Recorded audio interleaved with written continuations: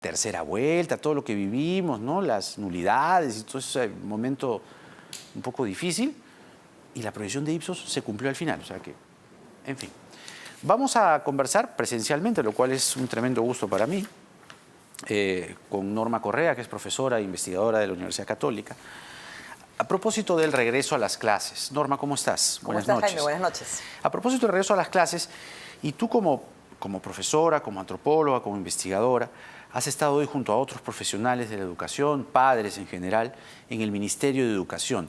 Cosa difícil, y nos gustaría que puedas contar un poco el detalle y qué cosas se ha podido conseguir en esta reunión, porque en la víspera el ministro Gallardo más bien no dio muchas esperanzas ni de la vuelta a las clases y, lo que es peor, de la evaluación docente. ¿Qué cosas concretas has podido conseguir o han podido conseguir hoy? Bueno, en realidad complementar, ¿no? Que además de mi rol como profesora, profesional, yo también he entrado a este tema porque soy mamá. Yo tengo dos hijas y creo que los padres de familia hemos visto cercanamente en nuestros hogares lo que ha significado estos 2 años de tener a los chicos fuera del colegio, ¿no?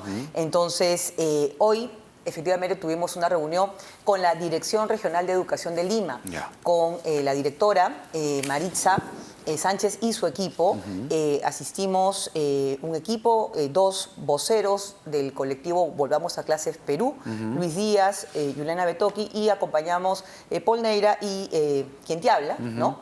En mi caso, yo, bueno, desde el mes de agosto vengo colaborando con este grupo de Volvamos a Clases porque me parece importante sumar esfuerzos y pienso que ha sido una reunión esclarecedora porque hemos podido conocer, ¿no?, las perspectivas que tiene la Dirección Regional de Educación de Lima para ir avanzando en lo que ellos llaman el buen retorno a las clases.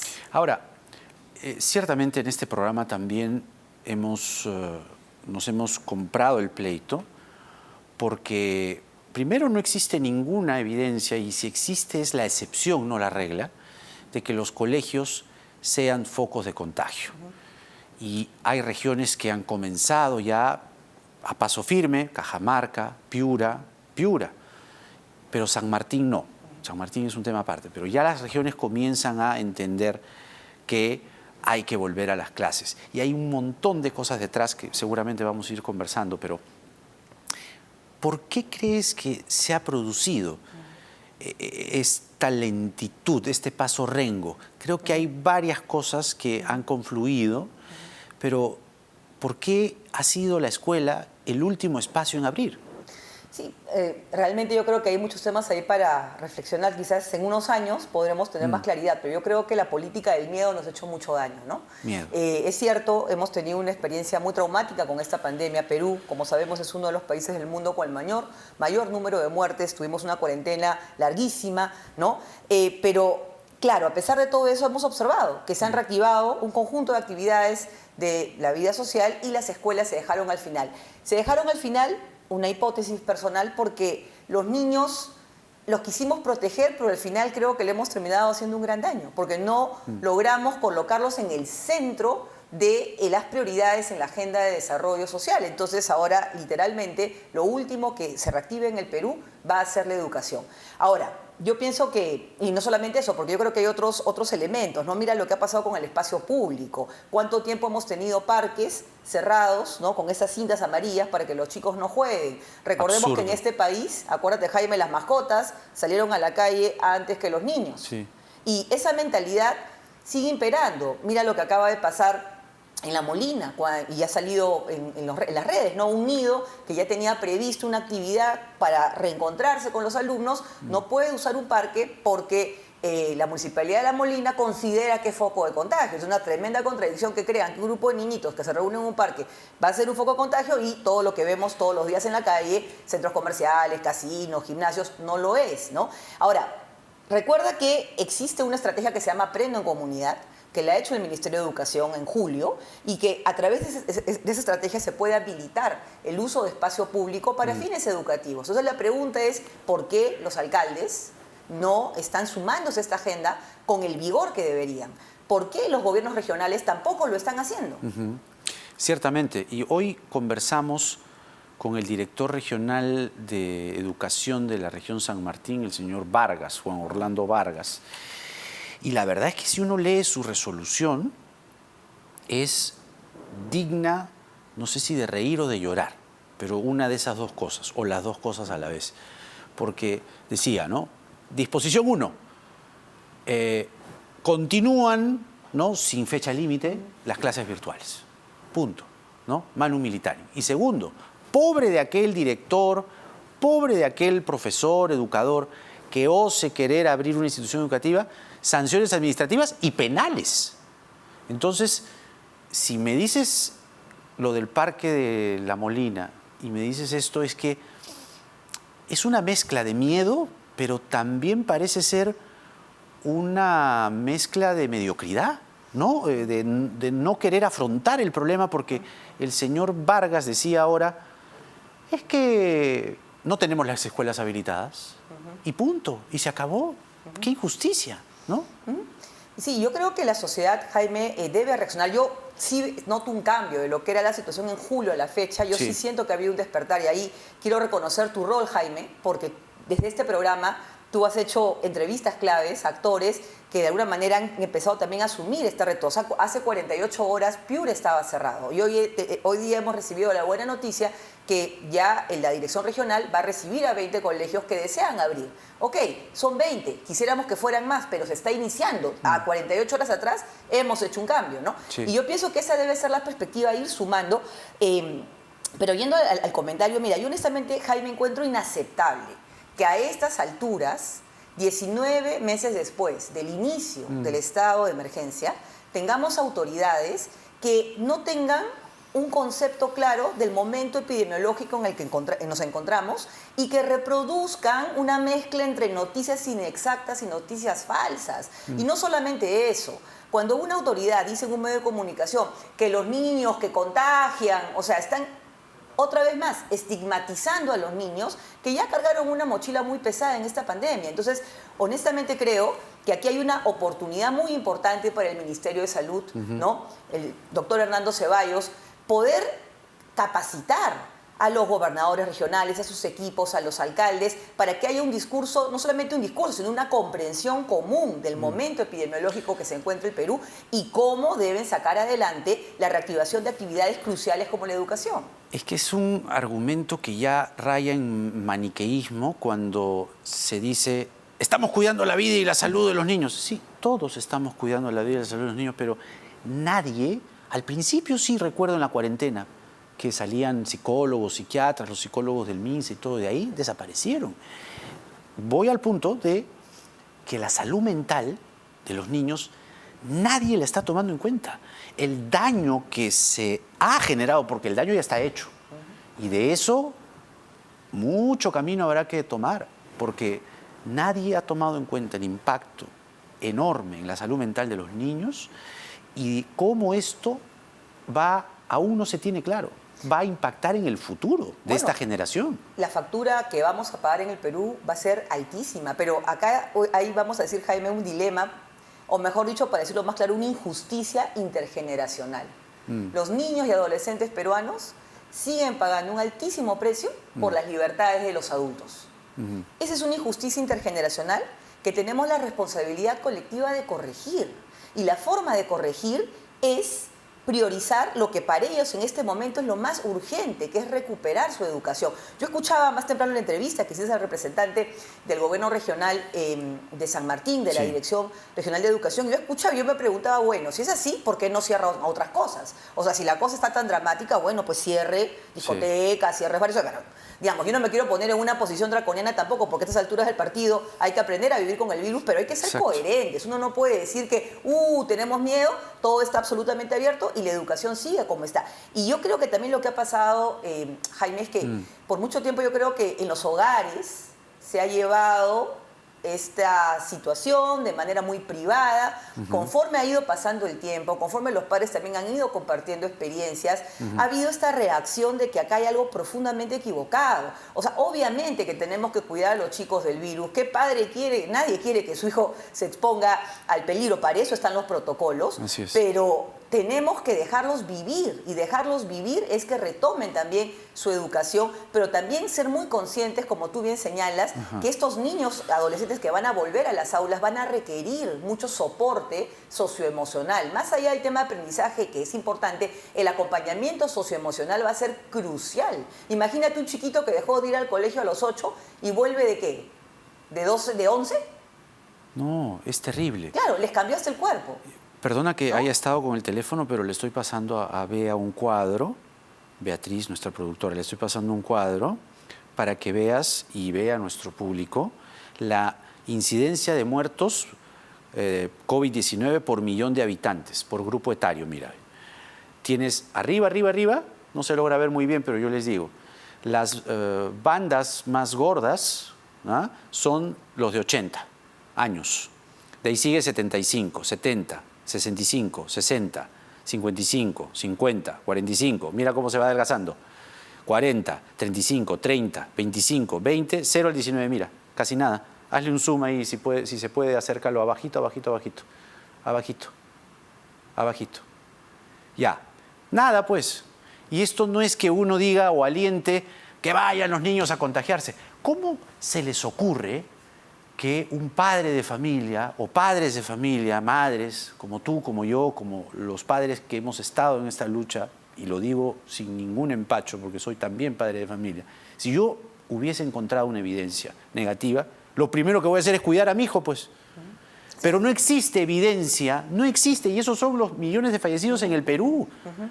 Es decir, no ha impactado en los niños, es así. Es que, Jaime, el tema es que el problema de noticias falsas, noticias inexactas que golpearon el proceso de vacunación, están golpeando a la educación. Y ahí tenemos que ser clarísimos y frontales. Y necesitamos, obviamente, un liderazgo más claro del sector de educación. Seguramente podemos hablar de eso después, pero aquí el MINSA tiene un rol crucial. El MINSA es el llamado a liderar la comunicación en materia sanitaria, y tiene que generar una estrategia específica para lo que es el retorno a las aulas, educación básica y universitaria.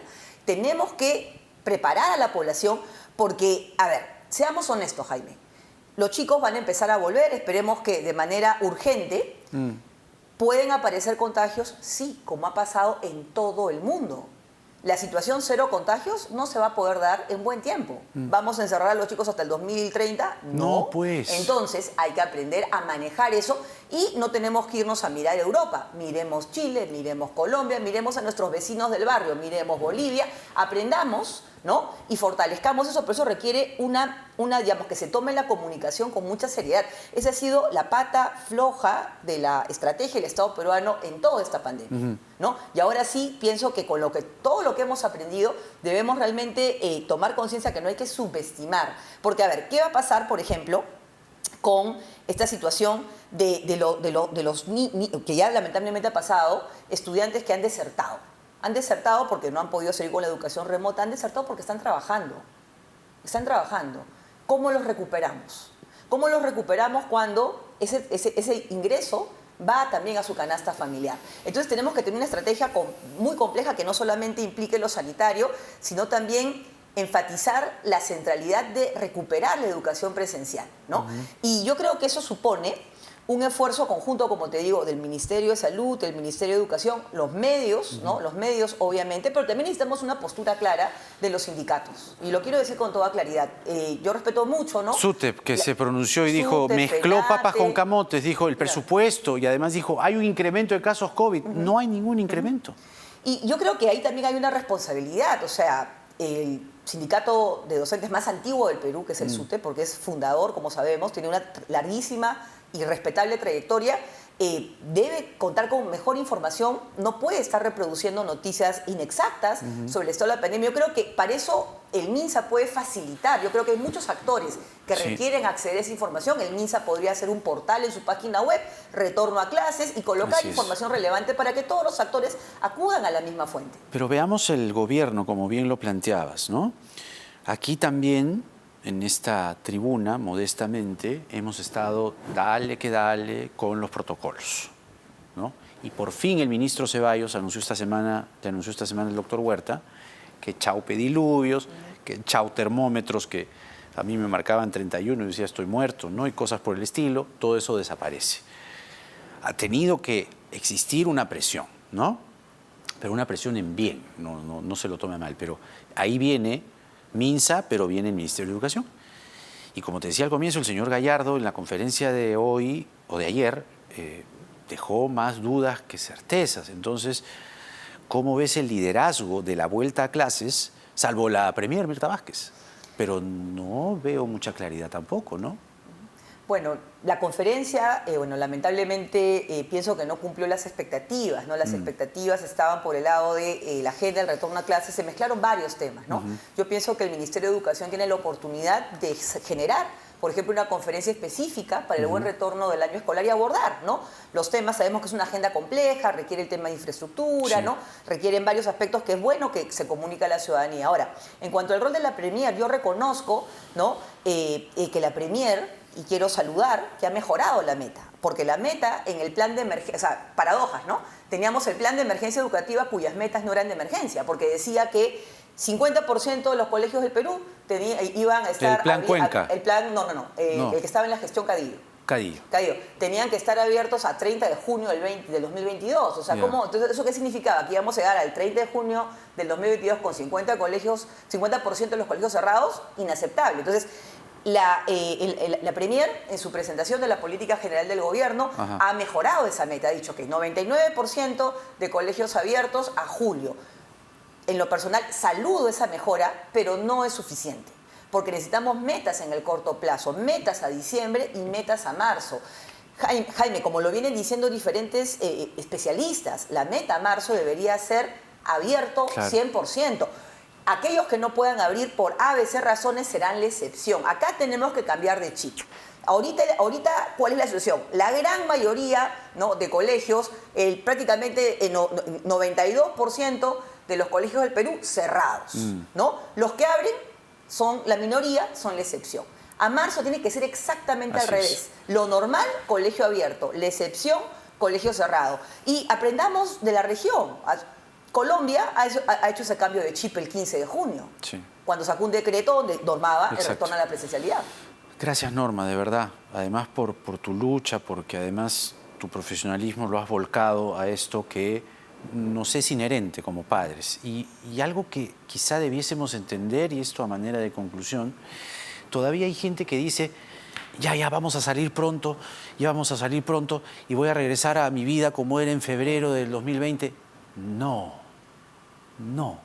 Duele, pero no. Esto vino para quedarse. Entonces, lo que viene ahora es una nueva normalidad, una endemia, ¿no? O sea, acostumbrémonos. Distancia, aire libre, mascarilla, cuando haya un contacto en espacios cerrados. Mientras más vacunados, mejor.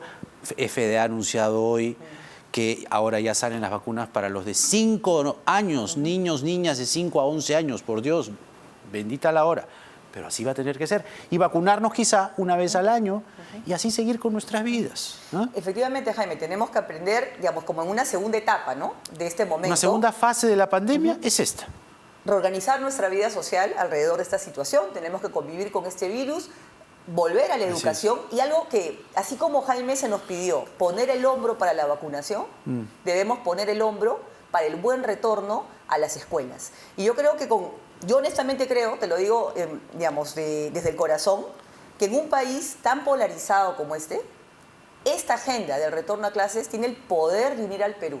Tiene el poder de unir al público, al privado, a la sociedad civil. Y yo creo que ahí el gobierno tiene una enorme oportunidad para sumar estas buenas voluntades y sacar adelante esta agenda. Gracias nuevamente, Norma. Ha sido un gusto, ¿eh? Norma Correa, antropóloga, profesora e investigadora de la Universidad Católica con nosotros. Vamos a hacer rápidamente la pausa y regresamos para conversar con la periodista peruana radicada en España, Ana Treyes, precisamente para ver cómo está el regreso a clases en España y cómo ha sido el proceso en España, como para tener un referente, ¿no?